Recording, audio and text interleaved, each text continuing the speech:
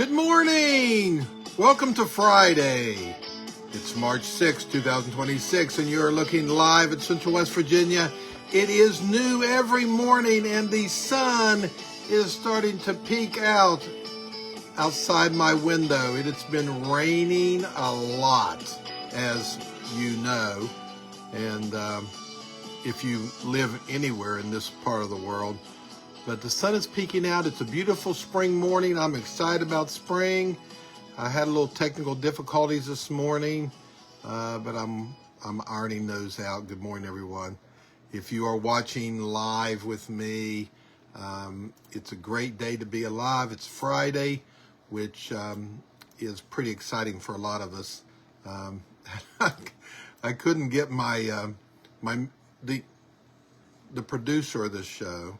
Couldn't get the sound to work properly this morning, but I got it working.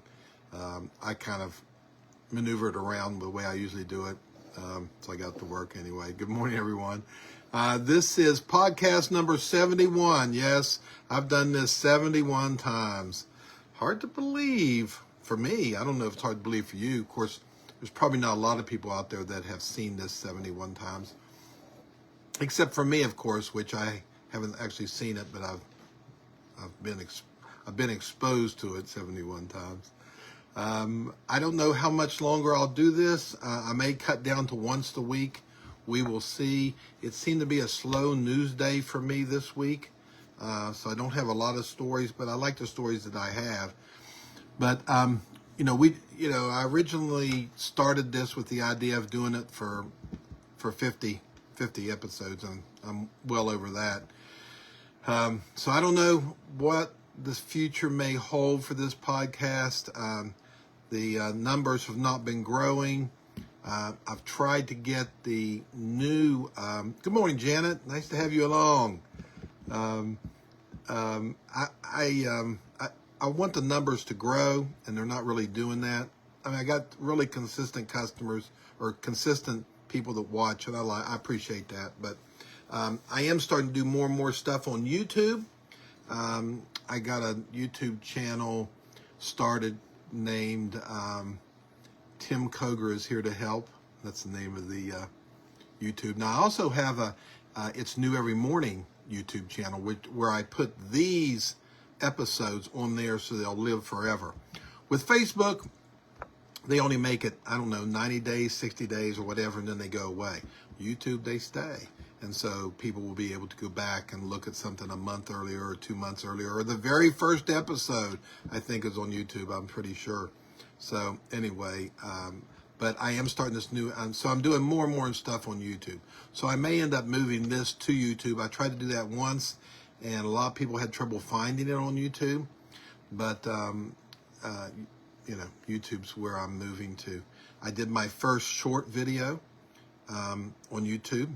It's how to open a stubborn jar lid. It's 40 seconds long or thereabouts, so it's not very long. It's on my YouTube channel, Tim Koger is Here to Help. And I'll be adding videos on there this weekend with helpful hints on how to do certain things around the house.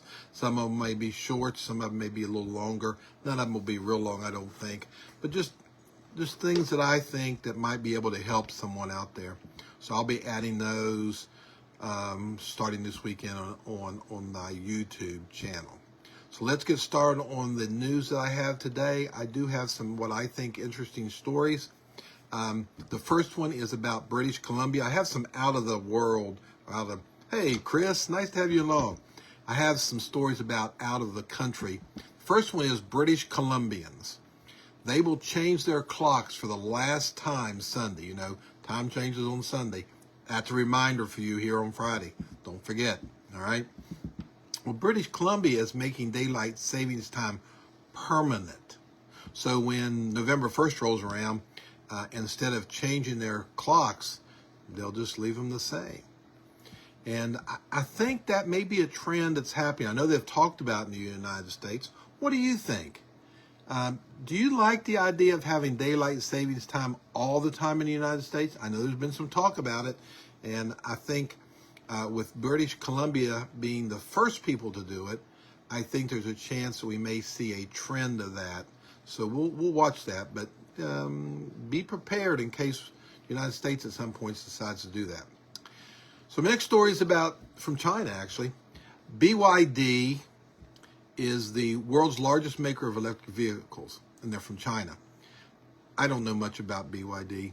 I had heard of it, I think, but really don't know. But they make a bunch of electric. They make other vehicles too, I believe, but electric vehicles are the world's largest because China uses a lot of electric vehicles. Well, they are releasing a battery that can be fully charged in 9 minutes. Yeah, I agree. I like the idea of daylight savings time too. 9 minutes, they can fully charge it in 9 minutes. Now, what's the problem with this new battery from China? Well, all over the world, electric cars are losing power. Yeah, they're losing power. And I don't mean by driving them. I'm talking the market is losing. People don't want. Now, I'm not saying nobody wants them, and I'm not putting them down. I'm just saying that the market is getting soft to the point of collapsing for electric cars. So I don't think a new battery is really going to help. But hey, it's an improvement for electric cars, and if you're in electric cars, and I know a lot of people are, and I'm not putting them down, then that might be good technology if you want a car from China. And I'm sure the battery technology will move, to other car manufacturers as time goes by. A new study says that engineers have developed an ingestible liver cell mixture. Yeah, I like daylight savings time. I think it'd be very popular in the country. So engineers have developed a ingestible liver cell mixture that can be temporarily can take over for a failing liver. Now, why is this important? Well, lots of people die waiting for a liver transplant. And this breakthrough could revolutionize this, that kind of thing, so patients can live longer while they're waiting for a donor. I mean, thousands of people die in this country every year waiting for a liver. And so that could be big news for those people. There's a painless skin patch that offers a new way to monitor immune health. And now the researchers have developed this first ever. This is not on the market yet, okay? But it will probably be soon. It developed a new first bandage. It's like a Band-Aid size. Good morning, Mary. And it's kind of like a Band-Aid, and it has a microneedle patch on it, is what it is, and it samples the immune responses to your body. So you can put this patch on instead of doing a lot of other things, like a lot of blood draws and biopsies possibly. Now, it detects inflammatory signals within minutes and collects specialized immune cells within hours, so that all the blood drawing and spatial biopsies and things like that could happen. Now, this is all in the future, okay? And we'll be able to see how, maybe in the future they believe that they'll be able to see how people respond to vaccines and infections and even cancer therapies. So while you're getting your therapy, they'll be able to see how your body's responding to it, which would be great help on how to handle cancer things. Now, it's not going to replace blood tests, or biopsies. They're still going to happen. But, the early findings of this patch is real promising. So be aware that might happen, okay? Let me see what you guys think of this next story. Good morning, Donna. Nice to have you along. Now, you all have heard of recycling, reduce, reuse, all that kind of stuff. It's growing, and it continues to grow, and it's great. But there's a new fourth R word, refill. Retail stores are bouncing up all over the country that invite customers to bring in their own bottles and containers to stock up on whatever they're buying.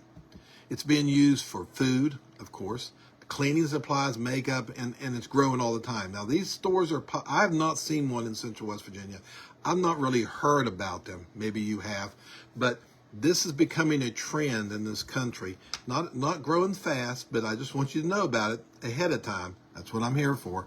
So that instead of going in and buying a bottle of cleaner, you take your old bottle in and refill it. and pay for the refilling. So that's kind of an interesting idea. I don't know how they're doing food. I don't know any details of this, but these stores are popping up, probably mostly in big metropolitan areas to begin with. But don't be surprised when 6 months from now you hear about this brand new store where you can go in and refill stuff that's popping up in your neighborhood. All right, it's coming. It sounds to me like, because it seems to be working good, and that's probably a pretty good idea, all in all. So. I don't have a lot more to share. I do have one story that I want to share with you that I think is kind of neat. There's an iPhone feature, and many of you may already know this, and that's okay, but there is an iPhone feature that does save lives, and it saved 6 lives recently. Now, I'm not saying that other phone companies don't have these features. I don't know, okay? I own an iPhone, and so I'm more familiar with their features. But anyway, there were 6 skiers caught in that big avalanche in Lake Tahoe, last month, and they found themselves stranded in a remote wilderness area. They were skiing, no cell service. That kind of situation used to end in tragedy. Not anymore. Not if you have a iPhone. I think the models. We'll go over that in a minute. So. There's an activation system on emergency SOS on iPhones, and it works through a satellite, so you don't need cell service. And that's how they were able to send text messages to rescue people. And they spent over 4 hours, looking for these people. They knew where they were, but they had to be careful about going through the process because it was a dangerous situation. But the good news is they carefully guided them, with information to these people, and they were all got home safely. And it was because of the emergency. They would never be able to find them without the SOS through a satellite. And I think that, let's see, if you have an iPhone 14 or newer, then you have this model on it. If you have something ancient like an iPhone 12 or 13, then not so much. But the 14 models and up have it, which I have. So, like I said, I don't know if other people have that or not, but it is a great feature, the emergency SOS feature, because it doesn't matter where you are. I mean, it's been used for car accidents in remote areas, any kind of accident in a remote area where you're out and you get hurt, and it can be used for all kinds of things, evacuations, just different things it can be used for, because it's an emergency system, and as long as you're not indoors, it won't work in a cave, in case you're wondering. So don't get lost in a cave. Emergency system won't work there. Sorry. But if you can see the sky, then you can see the satellite, and it'll work no matter where it's at. And I think that's a pretty neat thing. So as iPhone continues to add features, and all these phones add features, let me ask you a question. Are you adding features to your life? Are you adding features to your life? Are you growing, or are you rotting? They say that well, I'll use an example of tomato.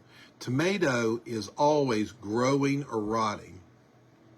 The moment it gets to full potential, then it starts to go rot. Now, it doesn't appear to be rotting at the beginning, but there is a pinnacle for a moment of perfect ripeness. And then that moment is over, and it starts going down. So my question to you is, are you ripening, or are you in the rotting stage of your life? Because it's pretty easy to add things to your life. There's all kinds of things you can still add. So I recommend, and I suggest, and I think that my suggestion today, advice, is to be in the growing stage. Be in the growing stage. Add things to your life. Continue to add things to your life. And, you do that for a couple of reasons. Number one, it's good mental health for you, but also it's good for the people around you that you continue to add things. I'm adding things more so than I can almost handle, but I just added a YouTube page, and I may add another YouTube page. I'm thinking about another idea that I'll try to share with you at the time, but right now I just added a brand new one. I'm going to be adding videos. It's called Tim Koger is Here to Help. I want to be able to help people with things they got going on. So I'll put in the instructions what it's about. So if it's something that interests you, you can go look at it. But I will say that it's amazing how many people looked at my first little video, just how to open a jar. I mean, I don't know, it was like over 1,300 the last time I looked. And it works, and it was 40 seconds long or whatever. So those shorts are pretty neat. But anyway, keep growing in your life. All right. That's my advice for you today. Have a great weekend. Be blessed. I will see you Monday morning at 7:30 a.m. Bye-bye.